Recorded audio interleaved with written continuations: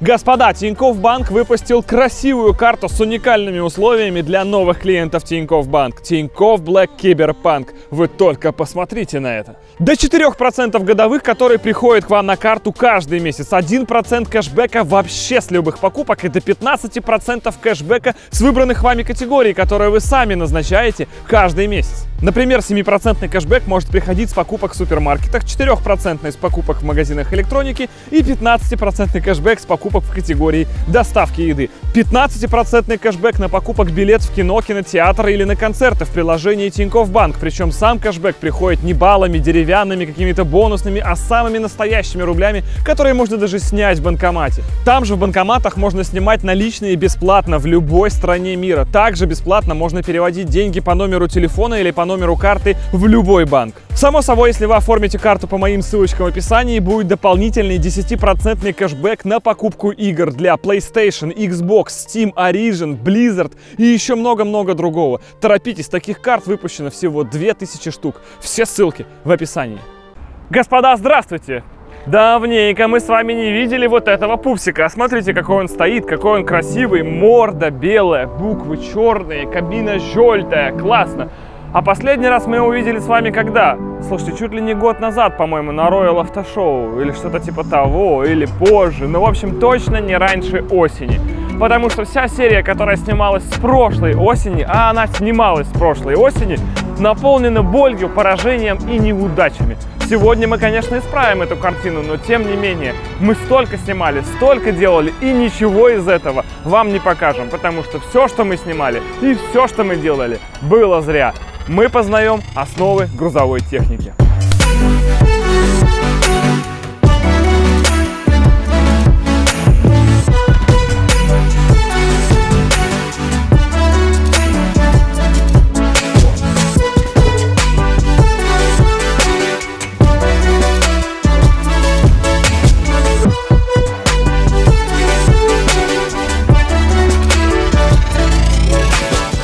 И да, действительно, мы удлинили раму, и сделано это не просто так. Дело в том, что в прошлых сериях вы все прекрасно помните, что КамАЗ не мог разогнаться до 100. Неправильно подобранные передаточные числа делали так, что отсечка у него наступала в районе там 70-80. Таким образом, обладая огромной мощностью, мы понятия не имели, насколько ее возможно или невозможно реализовать. И дело в том, что для того, чтобы его разгонять на 100, нужно подобрать эти самые передаточные числа. То есть нужно поставить мосты, видимо, от той же Scania, от которой стоит у нас здесь двигатель. Но эти мосты стоят безумно дорого. К примеру, там 1000 по 250 за каждый. Итого 500 тысяч за мосты, плюс их еще поставить. Это невероятно дорого, это нецелесообразно даже в масштабе нецелесообразного ютуба. Вариантов у нас не было. Итого мы думали, что же сделать. Мы решили поставить раздатку. Изначально мы поставили раздатку от БТРа и развернули ее наоборот, чтобы она в понижающем режиме не понижала, а повышала. То есть передаточное число использовалось наоборот, а не так, как она должна там по идее стоять. Но произошло фиаско, и мы даже не будем вам это все снимать, показывать. Ставили эту раздатку. Рама была другая, была длинная рама сверху. Это тут такая была вообще собака Баскервилей. В итоге, когда все были против, кроме меня, все говорили, что эта раздатка не выдержит. Я говорил, это русская армия, это БТР, эта раздатка выдержит все. В итоге выехали, первый же старт, мы бросили сцепление, раздатку разорвало просто пополам. Она треснула. Усилия порядка месяца работы были потрачены абсолютно зря. Мы вернулись, и после того, как удлинили раму, мы нашли новое решение. Прошло где-то полгода, и все это время мы, Русавто, Вадим, все, кто причастен к проекту с КамАЗами, ждали одного. Мы ждали отечественную промышленность. Нам приехало произведение инженерии, искусства и чугуна, скорее всего. Это редуктор, одноступенчатый, повышающий редуктор с передаточным числом 2. Чего? Он понижающий. Но он понижающий, это нам уже решать. Повышающих нет. Повышающих не бывает. Когда я заказывал на заводе повышающий редуктор, ни один завод непонятно вообще, что делать, да. Поэтому, да, редуктор понижающий, но мы используем его как повышающий. Мы в другом порядке соединим там трубки, шланги и карданы, которые в него должны приходить. Таким образом, мы получаем устройство, которое может по заводу, по паспорту переварить 5000 ньютонов крутящего момента. Помимо его веса в 250 килограмм, в нем еще прямозубые шестерни, то есть он должен издавать характерный звук, он вот такого размера, но выхода нет. И это реально отечественный продукт, сделанный здесь, в Петербурге, в России, что в наше непростое время, когда все перекрыто, является единственным способом заставить КамАЗ ехать быстрее.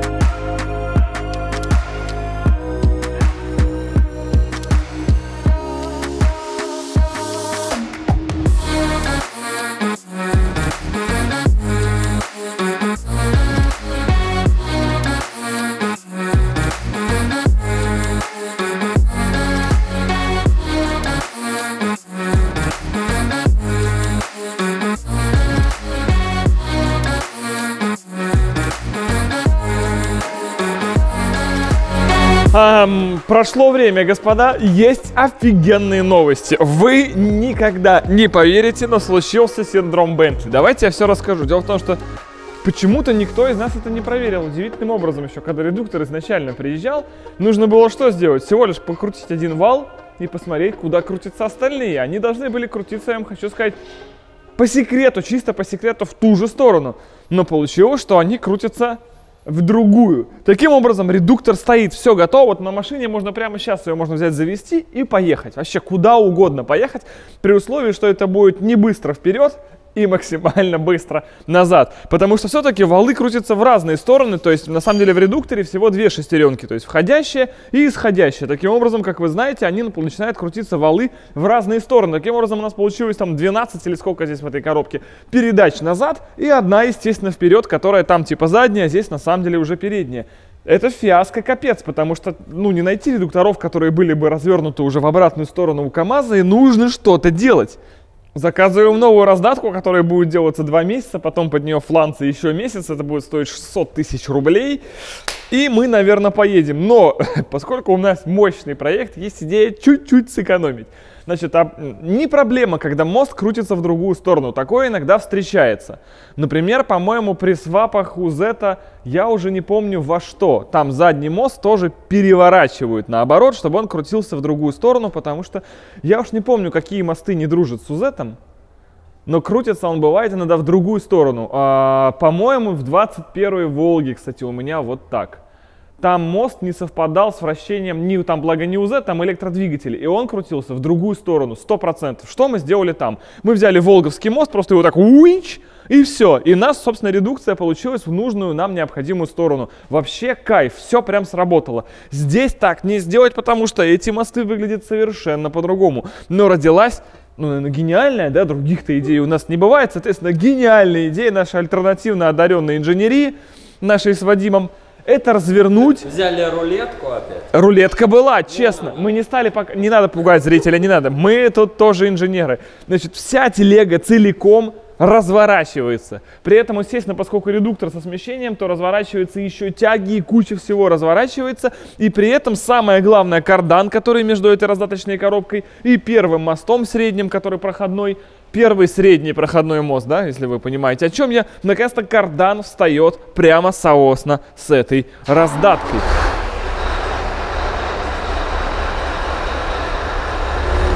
Короче, первая передача. Этот сюда крутится, тот туда крутится, ну и, соответственно, колеса, как вы видите, тоже крутятся назад. Небольшое фиаско, как говорится, небольшое проблемка. Значит, этот у нас крутится сюда, этот у нас крутится туда.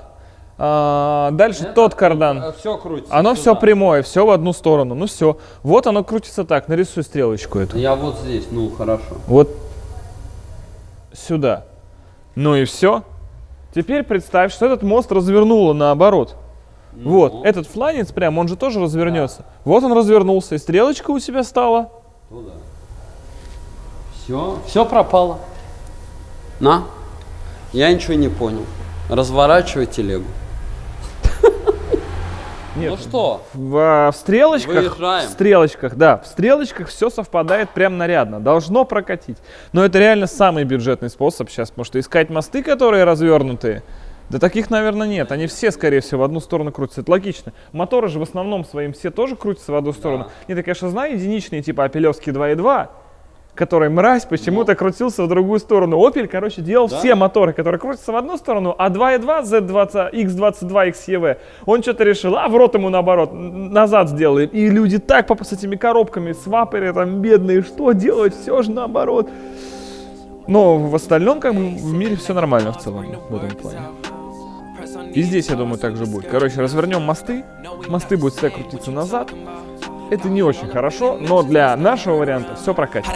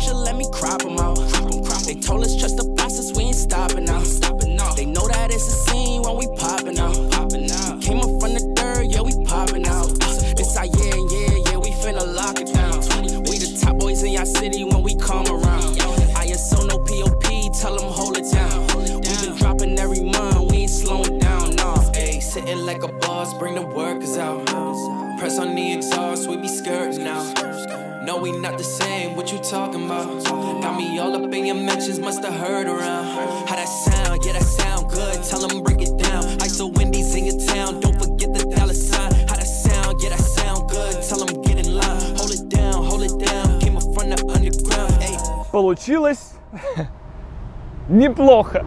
Я даже не знаю, как это комментировать. Видите, тут даже не хочется называть бренды, где это делалось, потому что все, кто это делал, четко себе понимали, что это уже Гараж 54. То есть в целом-то ребята хорошие, но получается еще лучше, чем могло. То есть это развернутые мосты, из-за этого, как вы поняли, дорожный просвет у нас у КамАЗа стал... пучка! То есть чисто стонс, вот такой вот, сантиметров 12. На такую длинную базу, это, конечно, не очень плохо. Но это, грубо говоря, решение временное, просто чтобы понять, сколько же КамАЗ может поехать до 100 в секундах. То есть это дает нам что? Что сейчас встала та раздатка, что сейчас эти мосты встали, что КамАЗ при включении передних передач едет вперед, а включении задней передачи едет все-таки назад. И какое-то время эти мосты проживут, и мы хотя бы поймем целесообразность установки данного двигателя. Если это все едет до 100 за какие-то интересные секунды, дальше мы уже поймем, что гипотетически все-таки можно ставить длинные мосты, все-таки можно делать уже все по уму, и тогда получится действительно быстрый КамАЗ. А пока что, ребята...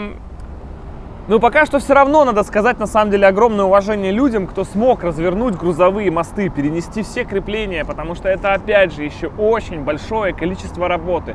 Хоть и по факту почти бессмысленное, потому что, я не знаю, это же теперь главная пара здесь почти не будет смазываться. Сальники внизу не факт, что были рассчитаны на такой напор масла, который теперь везде сюда сливается. В общем, все это очень непонятно, как будет жить. Поэтому быстренько тестим, вообще ездит это вообще или нет, и потом уже делаем выводы, двигаться ли нам дальше. Нам нужно понять, будет ли держать эта коробка. То есть даже до выезда на улицу мы вполне сможем себе это понять. Нам нужно завестись, прогреться, просто накачать тормоза и дальше бросать цепу с передач. Вопрос, что будет при этом рвать? Цепу, мосты или коробку? Ну, коробку точно нет, скорее всего, она выдержит. Но, сами понимаете, разгон до 100 невозможен без резкого сброса сцепления. А на грузовиках это как раз категорически запрещено. Сейчас попробуем. Сейчас попробуем.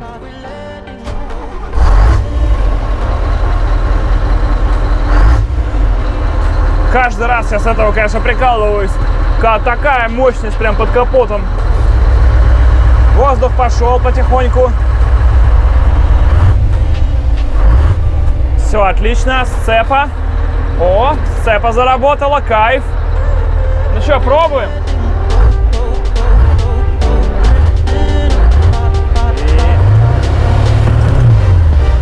сцепа. Сцепа буксует у нас в данном случае. Давай заднюю. Давай попробуем крадущуюся передачу, прям самую медленную.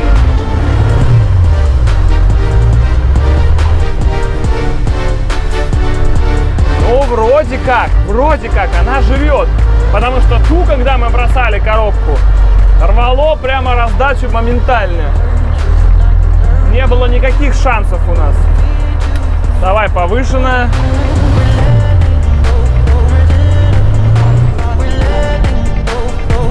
Нормально, держит. Слушайте, прям мы бросаем ее.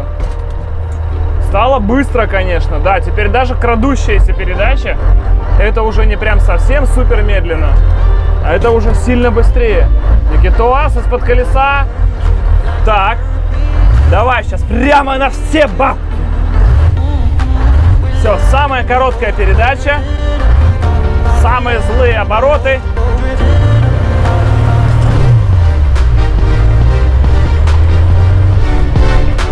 Да вроде держит. Погоди-ка. Давай первую.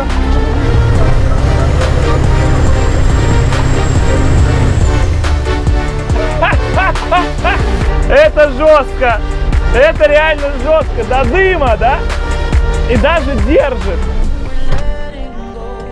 Слушай, я прямо